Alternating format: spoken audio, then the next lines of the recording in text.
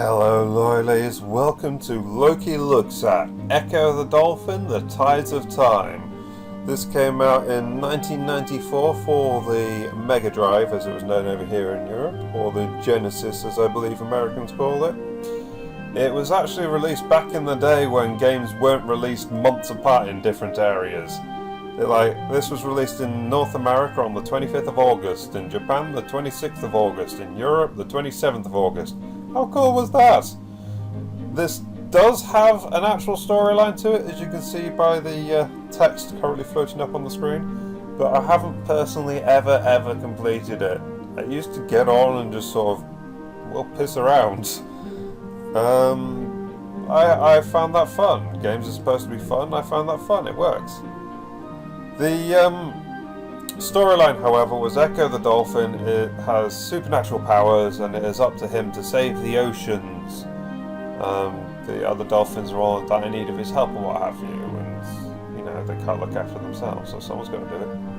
Which is generally the storyline of every sort of game ever. There was a sequel planned for this, but Sega scrapped that and released a spin-off instead called Ecco Junior, because yay. I didn't rate it much. But the series was later brought back on the Dreamcast with a whole new storyline in Ecco the Dolphin, Defender of the Future. The titles may be somewhat more overhyped. But yeah, I personally loved this game. I love pissing around on this game. Being underwater means they can do the whole pretty graphics as best they can anyway. And I like it. It works for me. I have no idea what's going on in the background. I should point out I've recorded the footage and then I'm doing the narration later. The reason for this is because for whatever reason, which is beyond me, every time I hit record, the music and audio started lagging into this horrific mess of noise. It was horrible. And no matter what I tried, I just couldn't work out a way around it. I really did try everything.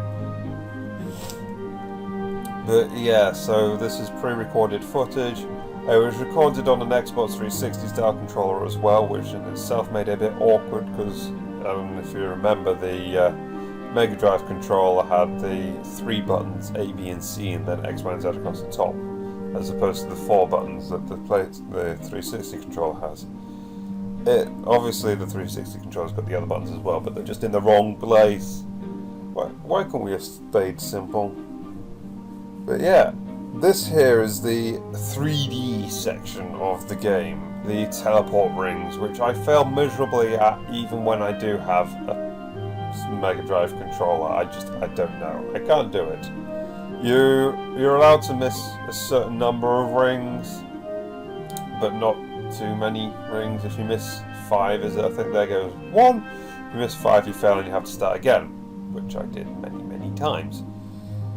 There is a sort of spiritual successor planned for the Ecco series called the Big Blue Project, but unfortunately its Kickstarter page failed massively.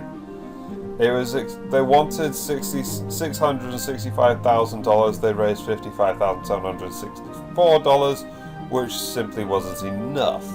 However, they have revealed a contingency plan in the form of a project called Little Blue. It will be a small sampling of the original Big Blue and require much less funding. Because it's smaller, there'll be fewer environments and creatures, but the funding for Little Blue will be significantly less, and when it's released the game will be free, which is my favourite price. Surprisingly enough, I like free. So I'll be picking up. Anyway, it will also be expected to link directly to another Kickstarter page for Big Blue again, the idea being it sort of raises awareness. Look what we're trying to do, help us do it, we need to do this, help us everybody please. And I personally hope it does succeed. I would really like for it to succeed. I got that ring! Yes! That ring meant a lot to me because it was an above water one and I failed miserably at those ones. But yeah, I hope the Big Blue Project's a success. I would love to see that. I would love to get hold of it myself. I did watch the Kickstarter video for it. It did look pretty fantastic. It was also unique, which is another big factor. It's something you don't see every day anymore. It's not a first-person shooter. It's not a dungeon crawler. It's not an RPG. It's not a Diablo clone. Yeah, I think I covered everything with that. But that's why I like this game so much. And the whole underwater aspect, although it's still two-dimensional in that unless you're going through the teleport rings like this, you have to go sideways. This was another big feature of the games. QQSNGZEB.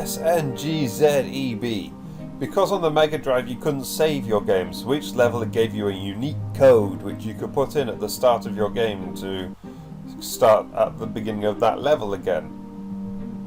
Ooh, bit of lag. Okay, another thing about this being underwater is the scenery. They could do all sorts of fantastic stuff, like the crystals, the fish, and shipwrecks, and sharks, and all sorts going on. You can actually kill sharks, although it's not recommended because they have a nasty bite. And I have played this game many, many times. I have never worked out what you're actually supposed to do with those crystals. That's a thing.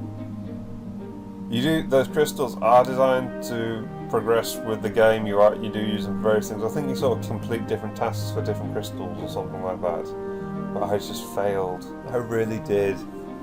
But I still loved it. That's one of my favourite aspects of this game. Despite not being able to play it, I still enjoyed the game. And you don't get games like that anymore. If you're bad at a game, it becomes crap. I'm really bad at this game, but I loved it. Anyway, this has been Ecco the Dolphin, the Tides of Time. I have been Loki Darkfire. Bye!